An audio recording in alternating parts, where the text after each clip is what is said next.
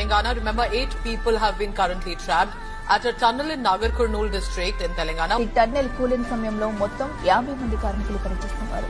ఇందులో 42 మంది పరుగులు తీస్తూ బయటకు వచ్చేశారు. మరో 8 మంది మాత్రం మట్టి పిల్లలు కూలిన వెనుక వైపు చిక్కుకుపోయినట్లు అనుమానిస్తున్నారు. టన్నెల్ వద్ద అటు మంత్రి జోపల్లి చేసిన సాహసాన్ని కూడా నెటిజన్లు ప్రశంసిస్తున్నారు. ఎందుకంటే సుమారు ఆయన 70 ఏళ్ల వయసులో కూడా సుమారు ఆ బెల్ట్ పై 7 కిలోమీటర్లు నడుచుకుంటూ వెళ్లడం అనేది కూడా సాహసం అని చెప్పాలి. ఎందుకంటే అక్కడ వర్క్ చేసే వాళ్ళకి వాళ్ళకి అలవాటు ఉంటుంది కాబట్టి వెళ్లి వస్తారు. అయితే పరిస్థితిని లోపల బాధితులు ఎలా ఉన్నారు వాళ్ళందరినీ కూడా ప్రాణాలతో బయటికి తీసుకురావాలి అనే నేపథ్యంలో ఈయన లోపలికి వెళ్లి స్వయంగా మంత్రి కూడా పర్యవేక్షించి రావడం. రెస్క్యూ టీమ్స్ ఆపరేషన్ కొనసాగుతా ఉంది.